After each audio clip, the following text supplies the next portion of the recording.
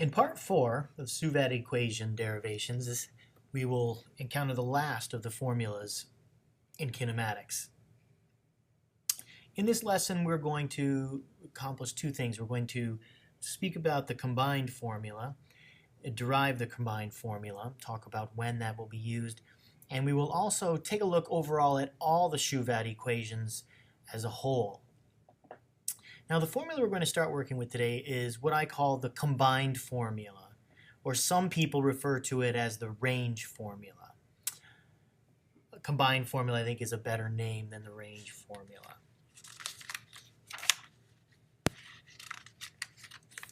So, of course, what is the combined formula? Well, the combined formula is, in the SUVAT system, v squared equals u squared plus 2as.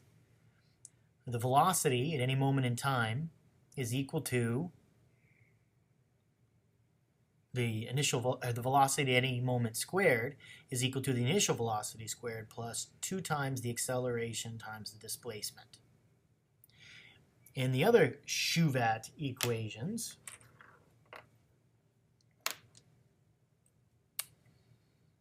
we have v squared equals v0 squared plus 2a delta x. Just delta x for s and v0 for u. Same equation. So you might be wondering why we would have a combined formula or a formula like this. Does it do something special for us? And indeed it does. It allows us to work without time.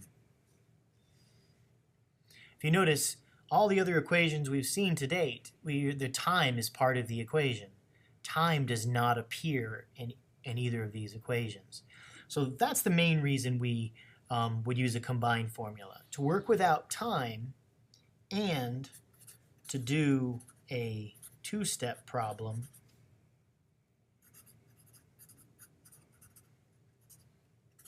in one step. So the question I like to ask is this absolutely necessary to have this formula? And the answer, of course you can probably guess because I'm asking it, is no. And I alluded to it in the question above. It's to do a two-step problem in one step. It is not absolutely necessary. So one never needs to actually use this formula. It just can allow you to do a problem in one step instead of two. It doesn't even necessarily make the number of calculation steps easier. So let's investigate where it comes from.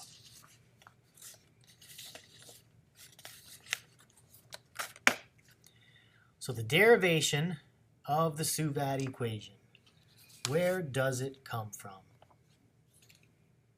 Well, in a previous screencast, I've spoken about the two equations one should be thinking about at all times with every problem. The velocity equation, which is v equals at plus u,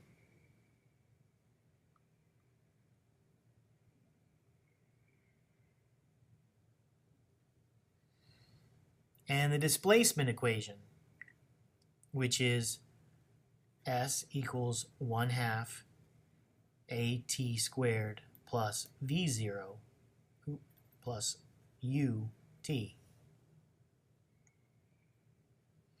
So a two-step problem being done in one step. What we would do is, let's suppose, if we examine this equation a little more closely, we have v squared equals u squared plus 2as. T is missing. So let's suppose over here, when we look at this equation, we have v, a, and u. Well, here's v, u, and a. That would allow us to find s. Notice s is this one. Well, if we knew v, a, and u,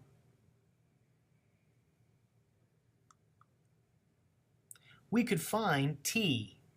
And we could put that t in over here, and we know a and u, so therefore we could find s. So this equation allows us to find S if we know VA and U without actually solving this equation, plugging the answer into this one. And it also reverses the other way. We could say, for example, be looking for the acceleration. If we know the displacement, the time, and the initial velocity, we could find the acceleration. And then if we had the acceleration over here, we knew the time, initial velocity, that would allow us to find the final velocity. So instead of using two equations, we can use one. So really, this equation is just simply a combination of these two. Well, how do we do this? Well, we solve for t, as in the first case I mentioned. So in this case, we will subtract u from both sides. And then we will divide both sides by a, and we're left with t equals v minus u over a.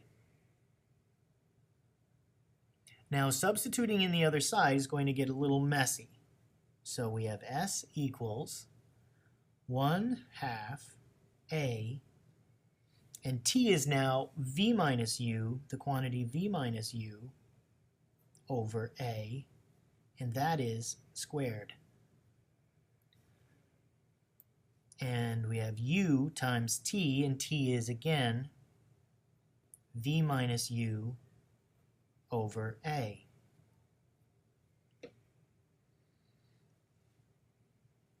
So our next step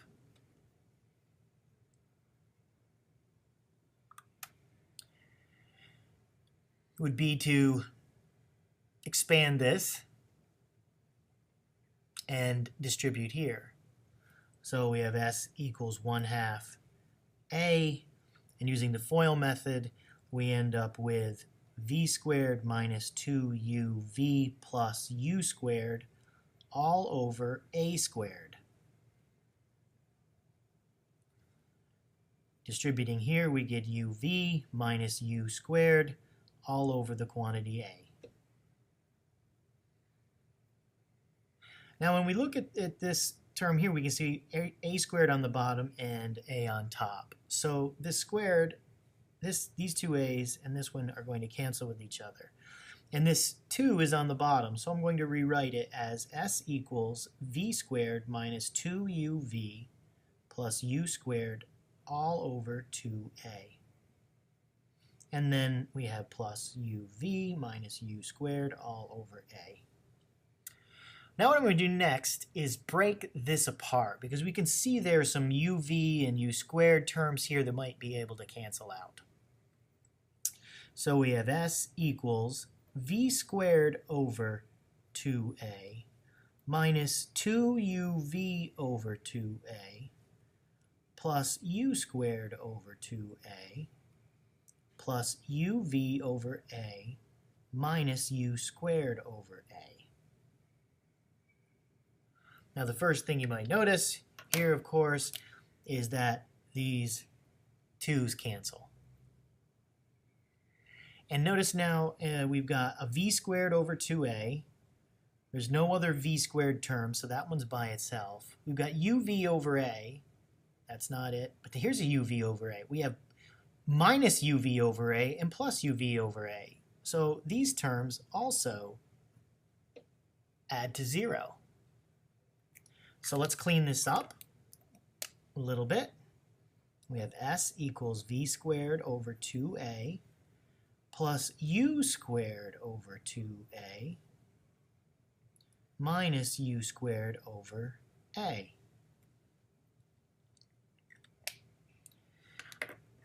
So we've got these two u squared terms, which are rather interesting.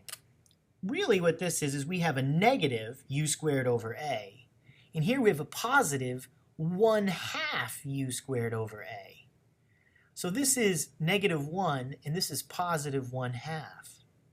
So what that leaves when we add these two terms is a negative 1/2. V squared over 2a minus u squared over a. Over 2a, 1/2. So we have minus 1 u squared over A plus 1/2 u squared over A gives us minus 1/2 u squared over A. So now we can see this common denominator we can factor out, which gives us 1 over 2A times v squared minus u squared. And we can cross the 2A, because this is a product on this side, so we have 2AS now equals v squared minus u squared.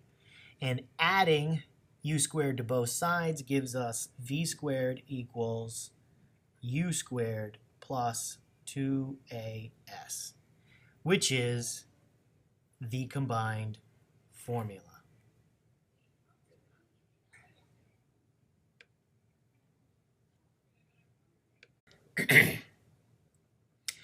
So we just saw, using the SUVAT equations, that we can derive the combined formula from the velocity and the displacement formulas. So our equation, v squared equals u squared plus 2AS, is the SUVAT version. The XUVAT version, v is still v, but the initial velocity has a different variable, v0 squared. Acceleration is still a, and the displacement is delta x.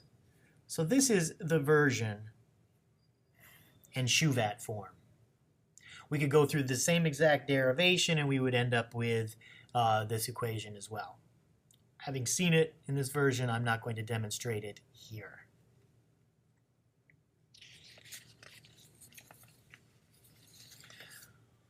So that gives us all of the SUVAT equations. So what I want to do is provide a wrap-up or a summary of all the SUVAT equations.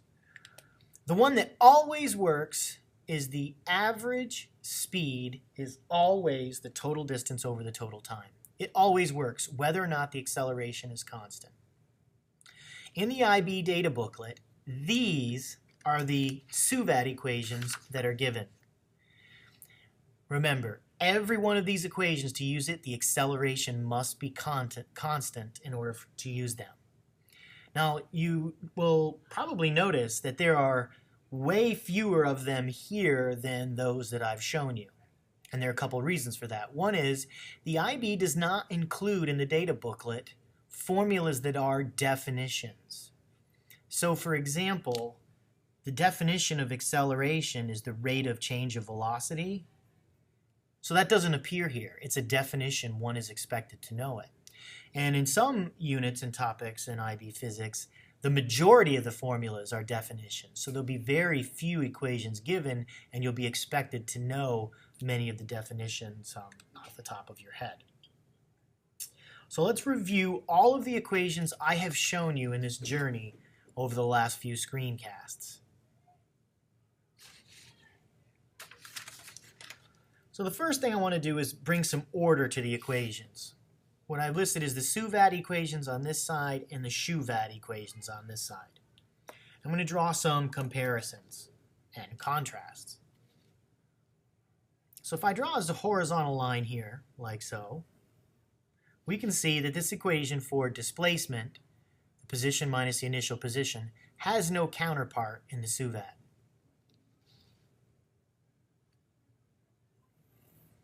And these two, what we run into, or what we observe is that we have v bar t on both sides, and we have just s and delta x. They are equal to each other.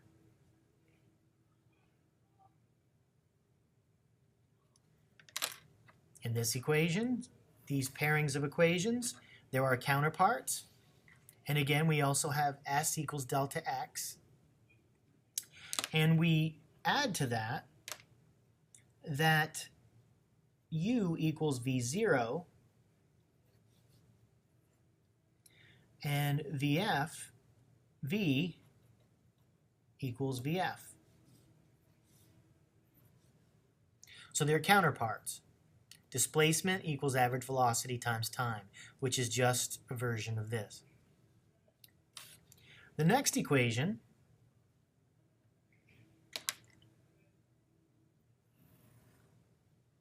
again, has no counterpart.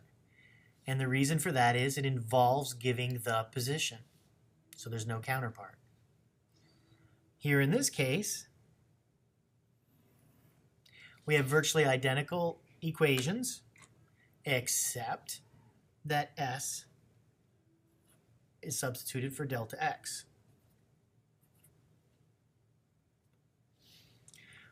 And in this case here, we have no counterpart in the SUVAT because we have a position. And in this one here, these pairing, we have nearly identical equations, S for delta X and U for V0, otherwise identical.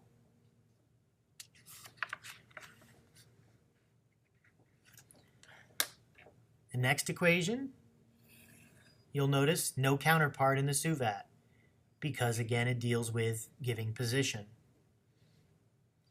The next pairing, average velocity, the difference being delta S and delta X.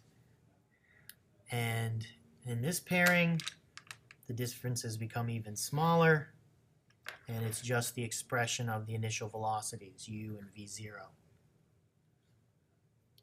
We get to acceleration. Again, we have very small or trivial differences in initial velocity variables.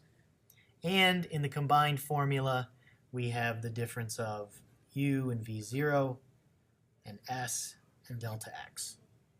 So those are the differences. So those are the comparisons. The next thing I'd like to do is just take a look at these equations and see which of them are actually given in the data booklet. So if we look in the data booklet, the first one we're given is V equals U plus AT. V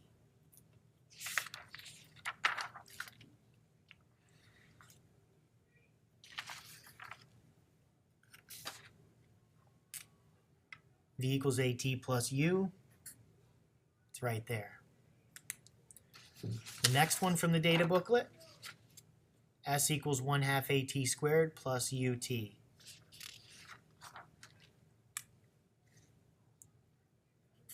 Right there. The next one, the combined formula. Right here. And last, S equals V plus U, the average velocity times the time.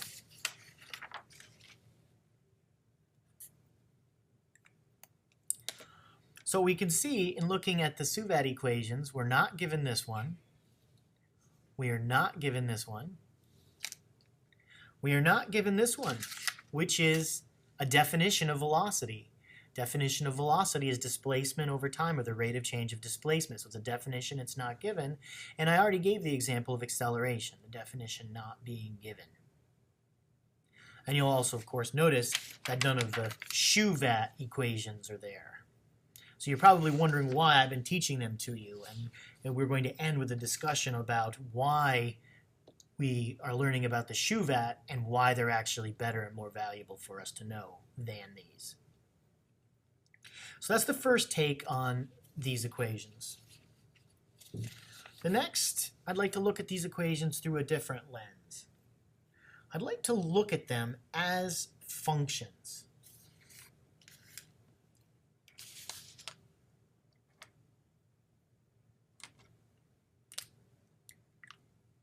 So if we look at and we're going to only look at the SUVAT equations in terms of functions.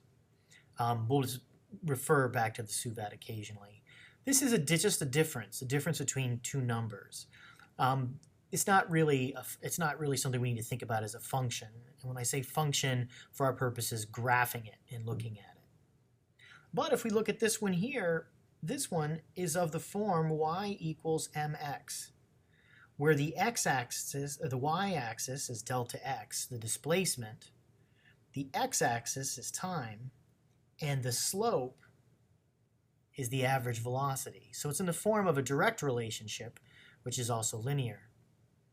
And of course, we know that the average velocity is this term right here. So this is also in the form of y equals mx, because this equals that.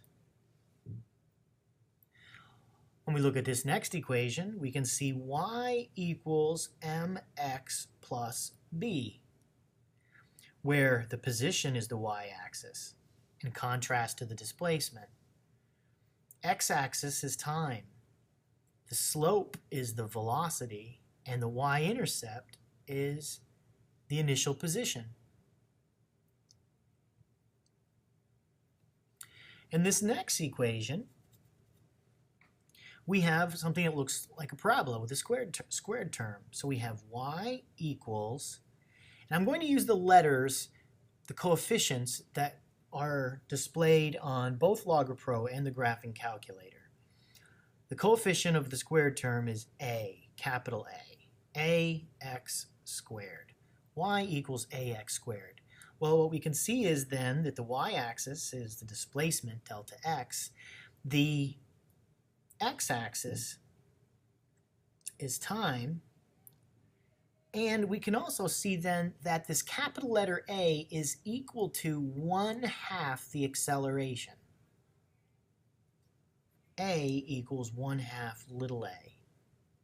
This is going to be an important thing for us to start recognizing as we move further into the course. Now here again we have a quadratic term, so let me shift colors here for the eye. We have y equals ax squared plus bx. Or excuse me, plus b. There's no x there. So we have our x-axis, our y-axis, excuse me, being the position. We have the x-axis being time. And again, we have capital A being 1/2 a. But now we're seeing that the b term is x0, the initial position. So imagine we have a data set and we do a quadratic regression to it and we get these letters A and B. What do they equal? Capital A is 1/2 the acceleration and B is the initial position. They have meaning. So now when we look at this function, the next one, see the y-axis is delta x. The x-axis is time. And the coefficient A is again 1/2 a. And in this case, the B is V0, and the x-axis again we said was t.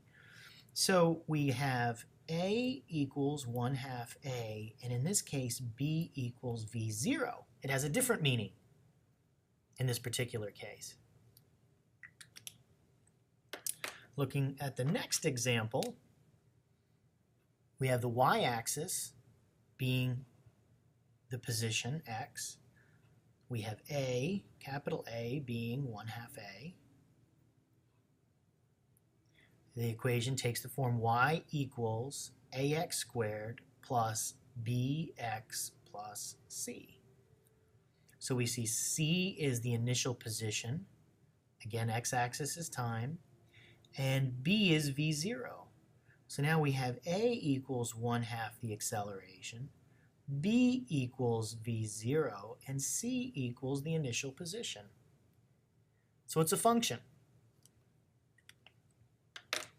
Moving down the list a little further, we have V equals delta x over delta t. Well, immediately you should be making the association m equals delta y over delta x. And we've seen, of course, previously that the slope or gradient of a displacement time graph is the velocity. In this case, we do have a function. We have a function of the form y equals mx plus b. In this graph, the y-axis is velocity, which we spend most of our time focusing on. X-axis is time. The slope is the acceleration, and the y-intercept is the initial velocity. So in this case, we have this coefficient should have been capital A. Capital A does equal little a in this case, and we have B equal to the initial velocity. Again here, with this equation, we have a slope equals delta y over delta x, a rate of change. The rate of change of velocity is acceleration. That was the slope of a velocity time graph, delta v over delta t. And this one is not a function. It's not graphable in the normal sense. So that's the perspective of functions.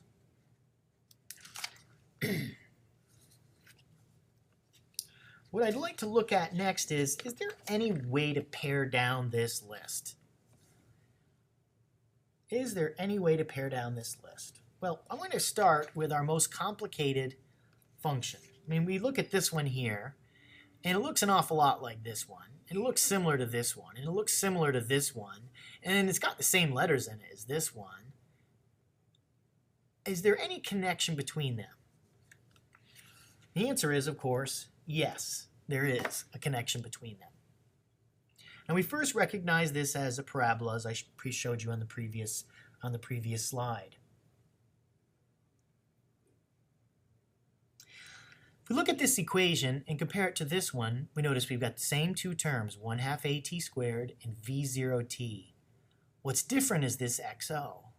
Well, if I subtracted xo from both sides, then that would give me, on this side, x minus xo. Well, the definition of delta x is x minus xo. So when we look at these two equations, this one will give us the position, x equals 1/2 at squared plus v0t plus xo. But if we subtract xo from both sides, we get this equation. So we basically don't need this equation. It's the same. Substitute delta x equals x minus x0.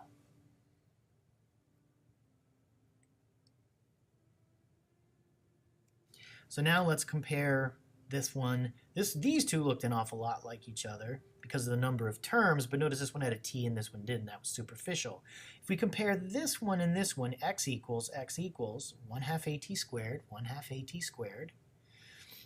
We have xo and xo. What's missing is this v0t term. How can we make that v0t term go away? Well, if it were 0, it would go away. Well, if the time were 0, then this time would also be 0, and this term would be 0. So it can't be the time it's the 0, it's the v0, the initial velocity being 0. So this is an equation that we developed when the acceleration was constant and it started with a velocity of 0.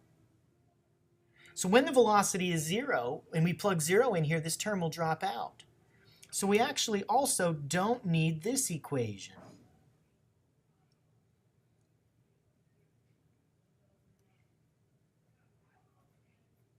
When the initial velocity equals 0, that term drops out, so we don't need this equation. This one seems to be an equation that rules them all. We don't need this one. We can do a simple substitution for delta x by subtracting over onto that side. This one, when the initial velocity is 0, this term drops out, which would give us this equation. So now when we look at this one, well, we run into the same relationship between these two as these two have. If we subtract x0 from this side, we get x minus x0 over here, and x minus x0 is delta x. So we would have exactly the same equation. So this one is also the same. Substitute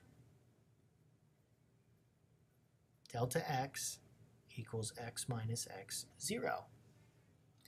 Now this next one is not quite so obvious. When we look to make a comparison here, we have an x equals and an x equals. We have an xo, we have an xo. We have a v0t and a vt, not quite the same. It's not a typo, but this term is missing entirely. For this term to be missing, as we previously argued, it wouldn't be the t that would be 0, it would be the acceleration being 0. If acceleration has the value of 0, this term drops out and we're left with v0t. Well, if there's no acceleration, what happens to the initial velocity? It stays the same. So it's a constant velocity. So it turns out we don't need this one either.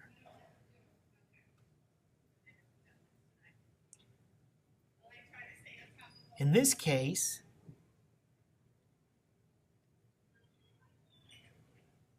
the acceleration equals 0.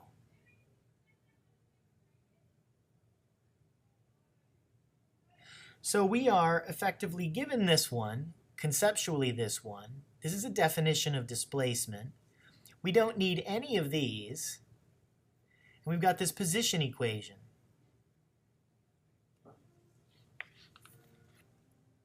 This one, which is a definition.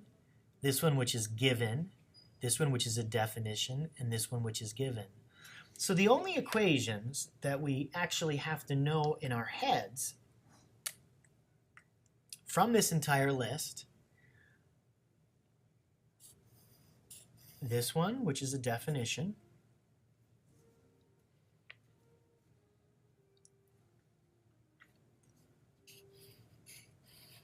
this one, which is a definition, this one, which is a definition, and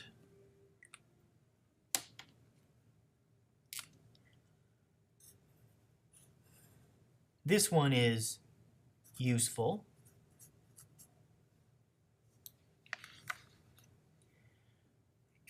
and this one is very useful to give us the position. But we can arrive at that one very easily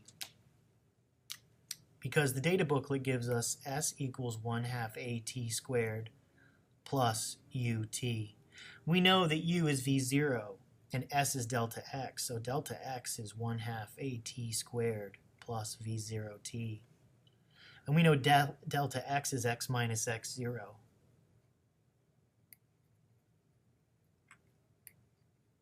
So X then, when I add X0 to both sides, is 1/2 AT squared plus V0T plus X0. So from what's given, the substitution and the definition of displacement, we can get this equation. It doesn't require special memory. And so these are the 5 that we need. This one, this one. This one's kind of half given to us. We can derive it very easily from what is given. Definition, and this one also a definition.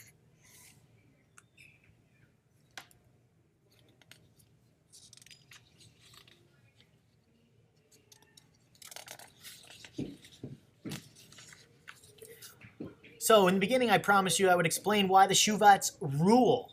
The first thing is that they give position. SUVAT equations don't. The SUVAT equations can easily be used in graphing, having functions describe them, and use curve fitting to find out the constants. You can't do that with the SUVAT equations. You can also use them in multiple dimensions. Imagine we have this space of 2 dimensions, x and y, and we have a particle moving like this. From the x perspective, it is moving in an x direction, and there's an equation that can describe it. So we can have an equation, x equals 1/2 AT squared plus V0T plus XO, or some other function. And we can have an equation that from the y perspective, when you see it, it's moving in the y, which could be y equals 1/2 AT squared plus V0T plus XO. We could take this even further to model it in 3 dimensions. A third dimension coming out of the page is z equation. So the SUVAT equations can also be used to model motion of a particle in multiple dimensions. Again, since the SUVATs can't model position at all, they can only model displacement and so forth. They're not going to give us positions of things. We can model multiple particles. So we can have two particles in this space moving around, each of them with their own x equation, their own y equation, their own z equation. And if we know their exact positions, we might even be able to predict when they would collide with each other. Something, again, you can't do with the SUVAT equations. And there are two other reasons that the SUVATs rule. First one is you get to use x in a word. X words are always the coolest words. And lastly, you get to pronounce X as sh, as is done in so many languages throughout the world. The SUVATs, they do rule.